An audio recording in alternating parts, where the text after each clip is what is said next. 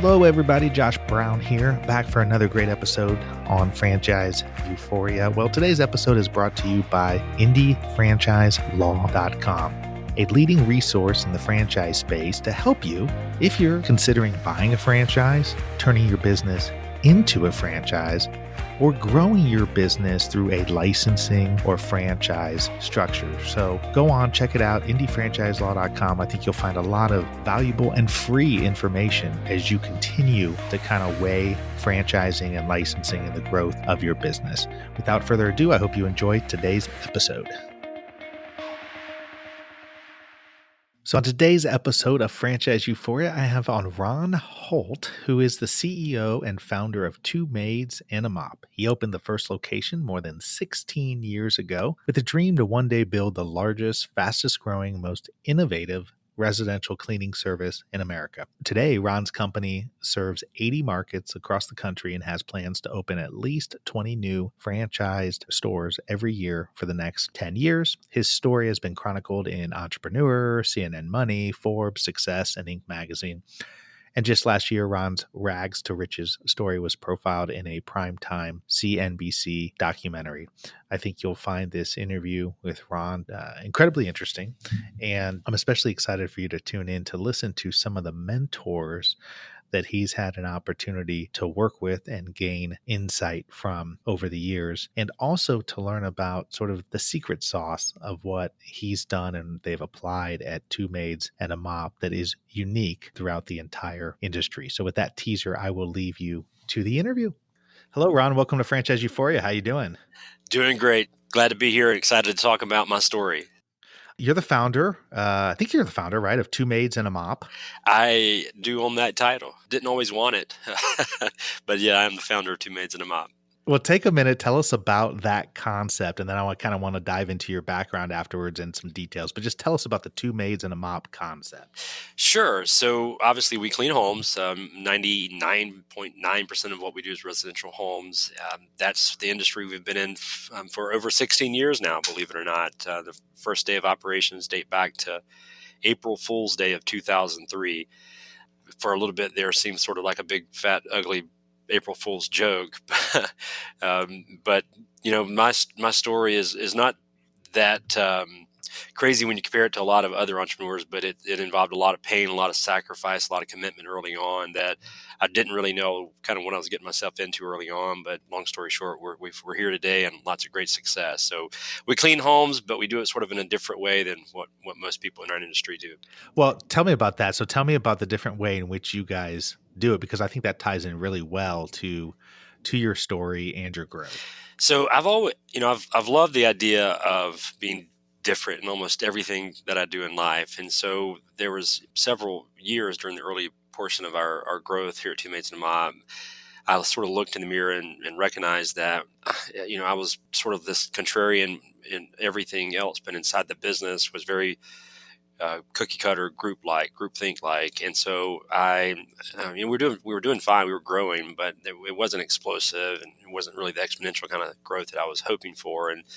And so I sort of took this sort of 180 and said, well, if we're going to be it, in this industry, if we're going to be a true disruptor within this industry down the road, then we can't do it by outspending someone. We got to do something different. And so we created this really unique way of compensating our employees that we still utilize today called the Pay for Performance Plan. And it's pretty simple and easy to understand. Every time we clean someone's home, we give the customer an opportunity to rate their level of satisfaction on a very simple scale of just 1 to 10.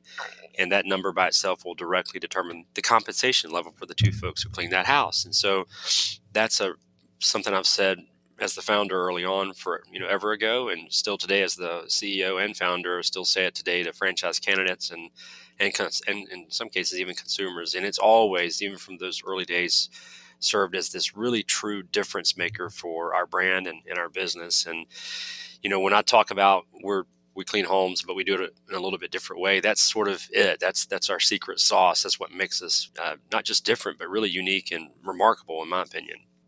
Well, no, and it's completely different. I don't know of a company that operates that way, and it's I'm sure when you did it, it was sort of like, okay, well, let's just see how this plays out. But just so I understand it, so you have your franchisees who go in, or the corporate locations, whichever. The people who actually clean the house get rated on the job they do, so they're incentivized to do better. There's a minimum baseline, obviously, that they're going to get paid, but if they get a certain rating, they can make above and beyond that. So it's almost an incentive for them to do a good job and help maintain quality controls. Yeah, it's even a whole other level because, obviously there are certain minimum wage laws and overtime laws and labor laws in general we obviously have to respect and follow. But outside of that, it's totally customer dependent. So if you want to make above average wages in our model, no matter what part of the country you're in, it's literally as simple as making someone happy. And so that's what we talk to our employees about when a manager sits down with one of their employees and they want to talk about a pay raise. The most simple way to encourage that is to start making more and more people happy. And so it became this sort of unique selling tool that we use to separate ourselves. But the basis for it, fundamentally, it's an employee motivational tool for everyone in our system.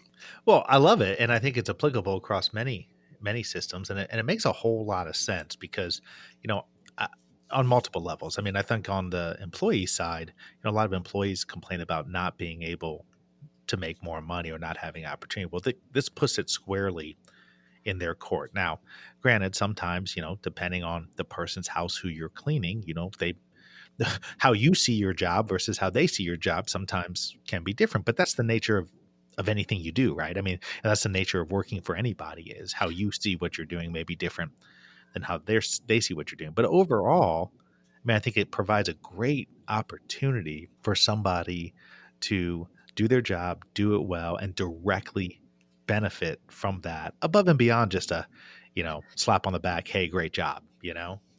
Yeah, from day one, I've really always wanted to create a real experience, not just for our customers, but also for our employees. And so there's certain levels of wall hitting, if that's a term, that a lot of folks endure when they work for a cleaning company, because there's only one manager, there's only maybe one training manager or customer service person, maybe salesperson even. But at the end of the day, there's only 3, 4, 5 administrative positions within a cleaning company, and then you've got the other folks within the system that are cleaning the homes and the offices or whatever it might be. And so there's a limitation in terms of promotion for almost every employee that works for a cleaning company.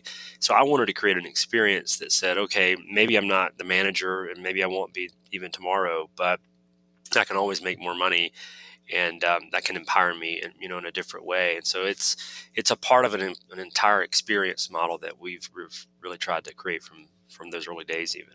Well, so who came up with that idea? I mean, did you just come up sitting around thinking about a way to do things different? Did you just come up with that pay for performance, or how'd you guys come up with that? Well, it was yes and no. So I'm a huge Warren Buffett fan, and who isn't, right? And the guy's as good as gold in terms of character and super wealthy and rich and famous. So it's easy to say that's why you'd want to emulate a guy like that. But for me, it was never about that. But anyway, I'm off the point.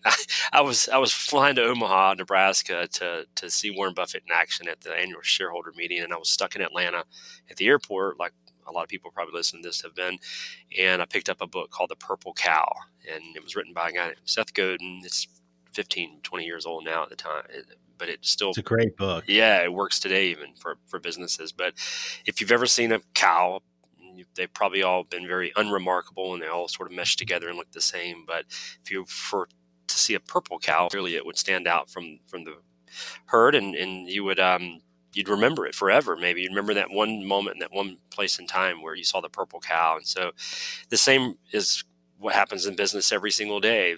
Almost all businesses compete against somebody or somebody's, and so it's a pretty crowded marketplace, no matter if it's residential cleaning or whatever else. And so it's important to have your own version of a purple cow. And so as soon as I read the book, I was headed to Omaha. And as much as I love Warren Buffett, I wanted to fly right back to Pensacola, Florida, which is where our headquarters were at the time, and just brainstorm. And so I finally left Omaha, and I did that. And I was fortunate to have the beach in front of me. And I literally would work during the day, drive to the beach, park in front of the beach in my car, and I would pull a pen and paper out and I would scribble out ideas left and right. And after several weeks, the pay for performance plan sort of surfaced to the top, and we went all in on it pretty quickly after that. Well, what's interesting about this interview is we kind of just dove right into your secret sauce because it is really unique and it is really fascinating. And I think it's great. I mean, I think it's what a great, unique way to kind of differentiate yourself. How did you get into this business at all? I mean, what made you think, hey, I want to start up a cleaning service? Sure. So I was never a huge fan of corporate America, right? And that's kind of what most people who start a business feel like, I would think. So that's not that unique or uncommon. Um, the difference was I was inside this laboratory. I was the manager of a laboratory in Atlanta, Georgia, and I had no business background. And all of a sudden, as when I was promoted to become the manager, I started having to become a business person. I had to manage people. I had to manage the accounting of the business. I had to generate new leads and revenue. And so all these non-science things were happening to me, and I started falling in love with all of them because it was just so intriguing to me, even though I never had any formal background. So one of those things that really resonated with me, and I had never heard this term before until I learned it on the job, it was recurring revenue. And so we had recurring revenue inside that laboratory. We only had about 25 clients across the world, and those 25 clients sold to us almost. They paid money to send those samples and specimens to us. We never spent money on them other than the work required to pull off the service. And so I loved it. I loved the fact that you could generate just tremendous success with only 25 clients. And I said, when I start my own business, I've got to start a business where that also exists. And so I knew it had to be somewhat service related. So that was my first sort of introduction to this world. And the journey kind of keeps going. But basically, after I've said it's got to be recurring revenue based, being the science nerd that I was and still am, I guess, was I wanted to be different. And I'm a contrarian by nature, like I said earlier. So I wanted to be in an industry that no one else wanted to be in, yet demand was, going to be strong. And so that's probably the utopian vision for every business. But I was naive enough to think that it was possible. And so it sort of led me to consumer services, because even now, but certainly back in those days, almost no one thought consumer services was an actual industry. It was just sort of this side gig, whether it was a lawn service or a painter or a residential cleaner. Like in our case, it was this sort of thing you did until you could find something better. And so I felt like that I could really exploit that, because I knew there was a large amount of demand that was happening then and would continue to grow as time went on. And then finally, again, kind of getting back to the science nerd, I didn't know what the innovation was going to be, or what the change in the industry was going to be in terms of what we were going to bring to the table. But I felt like once I was inside the industry that I could really make some real changes using some form of technology. And I wanted to pinpoint the industry where the most opportunity existed for that change to occur. And a lot of other industries had been somewhat disrupted already, even way back in 2003. But the residential cleaning industry had not. And so, again, I didn't know if it was going to be Rosie the robot, as part of that disruption, but I felt like I could get inside of it and really make some waves. And so when you put all those together, recurring revenue, strong demand, and an industry no one else wanted to be in, and you followed up with the fact that no one had really disrupted it at that time, I felt like we could be that. Two Maids and Mop could have been that, and can be that disruptive force. Well, you've been the beneficiary of some great mentors throughout your life. Do you want to take a few minutes and talk about maybe what one or two of them who you feel like have really kind of helped you along the way? Because I mean, I think we all understand how important that is in terms of getting to where we want to go. I mean, none of us do this ourselves, and so you stand on the shoulders of others. But if you take a couple minutes and talk about that, if you would. Sure. So first, I can't miss an opportunity to not talk about the most important one in my life, someone I've never even met before, but I call a mentor, and it's Warren Buffett. And again, I've talked about this before, that he's easy to want to emulate, but it's not because of the wealth. It's really the way he conducts business, simplicity that he brings to the table in terms of business growth, and it just makes it seem so easy to believe and understand. And so I've always looked at Warren Buffett as a mentor to me, almost like a father figure, even though we've never had the opportunity to meet. One of the biggest things in my life beyond having kids, obviously, and building this business was just occurred last year. And it was crazy. So I don't know how CNBC figured this out, but somehow, some way they figured out that I was trying to build a business in the same vein as Berkshire Hathaway, which is Warren Buffett's company that he started. And they did this documentary on me and Two Maids and a Mop, and my family was a part of it. And we had this, they talk about your 5 minutes of fame. I had my 10 minutes of fame because we aired the night before the Berkshire Hathaway annual shareholder conference. And then they also aired it during the conference, which means Warren Buffett watched it. And so for me, it was the That's biggest, amazing. I know it was the biggest thrill of my life, honestly, from a business perspective, because, forget the, thousands of people that may have watched it, but Warren Buffett actually watched it. And so he saw that, built everything really around sort of his ideology. And so that's one big one that kind of clearly stands out. Another mentor that I've actually met and had the pleasure of getting to know and call a friend is Fred DeLuca. Fred DeLuca, you may or may not know, is the founder, or was the founder and CEO of Subway. And so it was a really funny story how we met. We were at the IFA conference many years ago before we even had a franchise open. We had 12 corporate stores at that time, and we were just trying to figure out what things like FDD stood for, much less what they meant. And so we were there, and I was asking questions to anybody and everybody that would answer questions for me. And I sat across the table from Fred DeLuca. I didn't know it was Fred DeLuca at the time. It was just another person. And so It was Fred, probably better that way, wasn't it? right. So he says it was just the two of us at this random table outside a conference And room. this is at the International Franchise Association conference, their big conference. Mhm. Okay. And so he says, "So, what are you doing here? What's your story?" And so I go on and on about, we got 12 corporate stores, we've got 200 employees, we're about to start franchising. I'm the founder. And I was really bragging, honestly. And so I said, "So tell me your story." And he said, "Well, I'm Fred. I started this little company you may have heard of called Subway, and still here today." He had 42,000 locations at the time. And so he was obviously, this industry giant then and still is today. And we talked for the next couple of hours, just one-on-one, me and Fred DeLuca, sitting around a table talking business. And it was a dream come true. And even bigger dream come true was afterwards becoming friends with Fred and being able to talk to him on a somewhat regular basis. His health was declining at that time, and he passed away a few years ago, unfortunately. But we were able to kind of create a bond together, and I was able to learn from him. And he gave me so many nuggets that I still use today and remember as well. It's one of the more interesting things is that I learned from the experience of getting to know him is that, when you think franchising, you think Subway. I mean, I guess maybe 1B would be McDonald's, but Subway is pretty high up the list. And this guy's an industry giant. He's in the franchising Hall of Fame. And yet, when you talk to him, he told me all these things that he wished he would have done differently.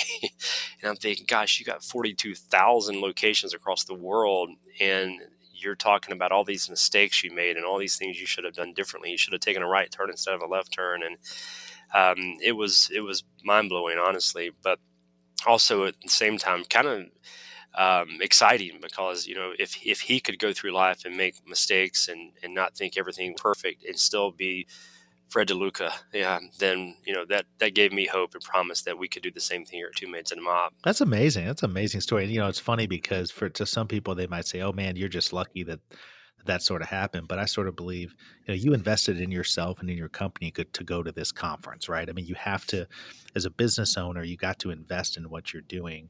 And that's how these things happen. I mean, it would not have happened if you were not at the conference. It was at the conference, and it was fortuitous that you just happened to be sitting there. But that's what happens when you put yourself in good situations, right? Things where, you may not know, oh, is this conference going to be worth it? I'm sure it's expensive to go. I'm sure there were all those other considerations. But look at how much that paid off in spades as a return on that investment. Right. Now, the stalking of Warren Buffett in Omaha, that's probably not the right place to be. But that's my next goal in life to at some point, not just let him know of us. I'd love to shake his hand and tell him thank So you. at that point in He's time been a huge. but at that point in time you had 12 corporate locations. How many locations do you have now in total? Yes, we have 77 open. We actually have a grand opening this week that'll get us to 78. So we're pretty excited about that. We're no longer just here in the southeastern U.S. We're really all over the country, and as far west as California and Washington State to as far south as Fort Lauderdale, Florida. So it's a nationwide brand at this point, and no longer just this little southeastern baby that we created So 16 years ago. in the remaining time we have, I'd love to talk about the franchisees and kind of get an idea who is a franchisee that you're looking for to come into the system. What kind of background, what kind of experience, what can they expect as part of becoming a franchisee of Two Maids and a Mop? That's a good question, and it's one that I have worked hard to answer over the years. So we to give you the quickest answer, I kind of have to go backwards a little bit. So our story predates franchising. So like we've talked about, we had these corporate stores, and so we didn't really know how to select a franchisee early on. We and honestly made a lot of mistakes because of that. And if you've ever watched the founder, McDonald's story, Ray Kroc, and the guys reaching out to all the more successful country club guys in his little world, and they had all the money, and so he goes out and he's opening these franchises with these guys with big money. Well, that strategy sort of shifted later on as he grew the business, because he wanted people who were a little bit more focused on the entrepreneurial pursuit, right? And so the same thing has happened with Two Maids and a Yeah. Mop, and probably a lot of other franchise concepts. We kind of reached out to people who trusted us, and they sort of had the money, and we didn't know exactly what we didn't know, until after the fact. And so as we started growing, we started getting a little bit better idea of who we wanted to as a franchise candidate.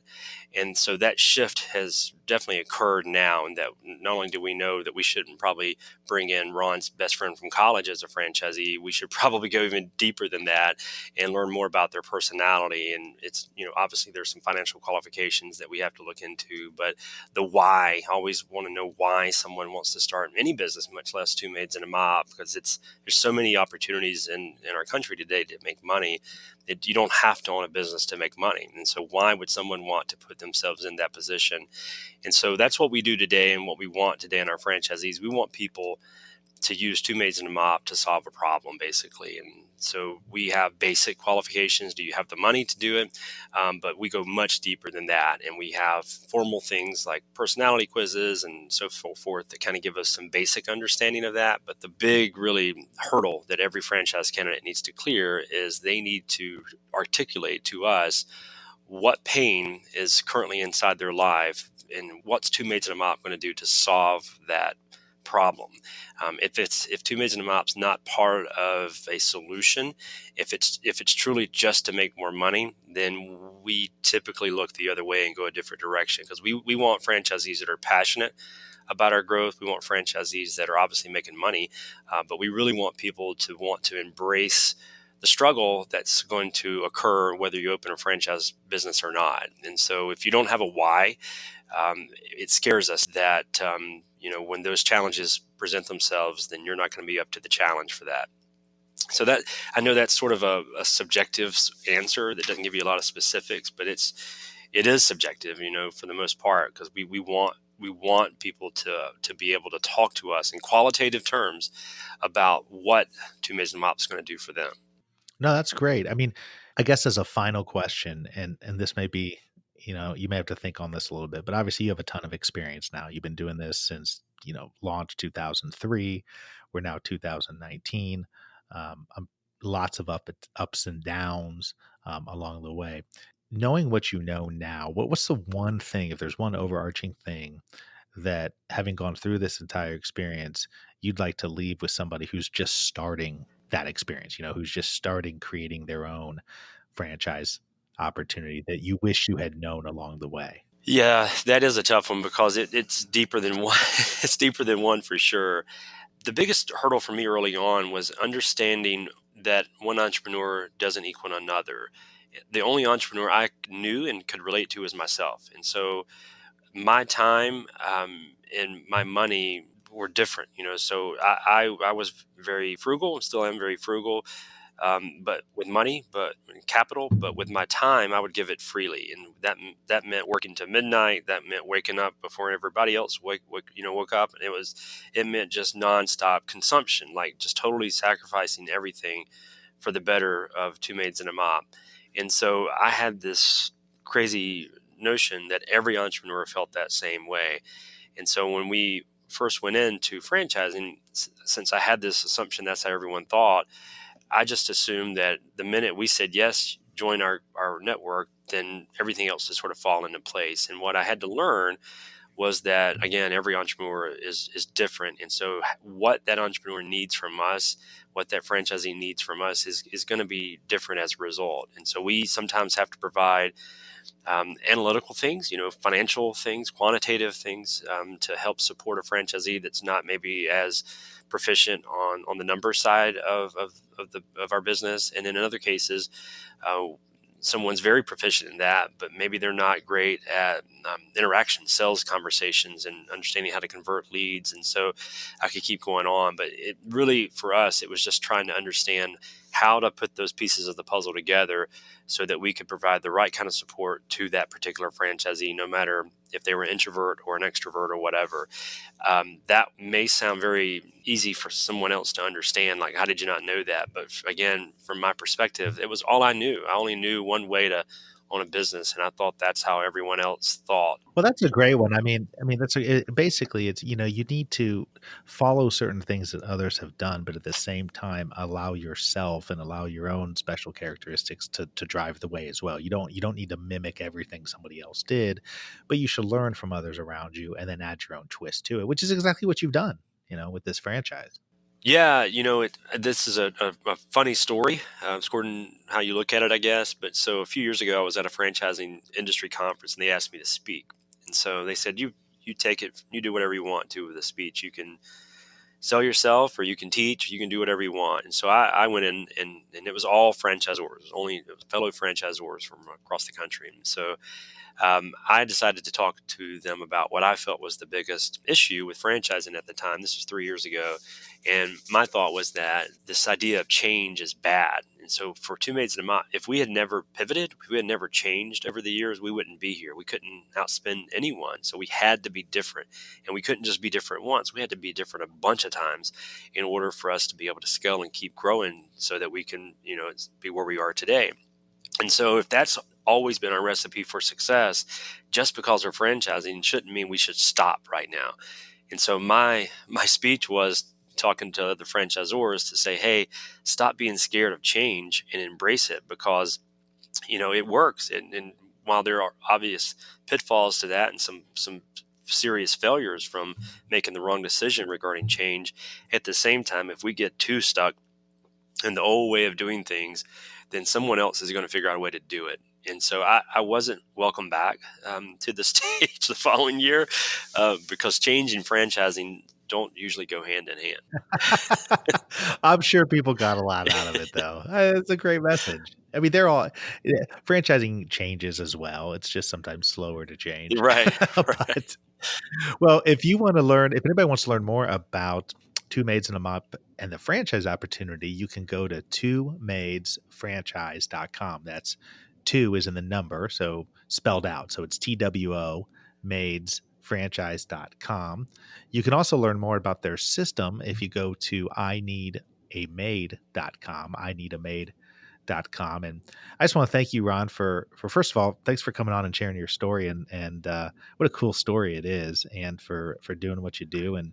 And looks like you're continuing to have great success, and I have no doubt that will continue into the future. You're certainly a thoughtful person and looking to do the right things, and usually those combinations with a little bit of business sense adds up to some pretty good things. So thank you for that. You bet. Thank you for being here. We'd love to talk to anyone that meets any of the things we talked about during this interview. Someone that wants to solve a problem in their life. We think Two Maids can be a part of that solution. So hopefully there's somebody out there that's really interested in that. We're wanting to take over the world here in terms of residential cleaning. So one house at a time, truly. You're on your way. Thank you so much for tuning in for another episode of Franchise Euphoria. If you enjoyed this episode or have enjoyed the podcast in general, I would really appreciate it if you could go to iTunes and leave me a rating and review. It really helps to get this podcast out to more and more people. So the easy way to do it is go to iTunes and in the search box, put in Franchise Euphoria.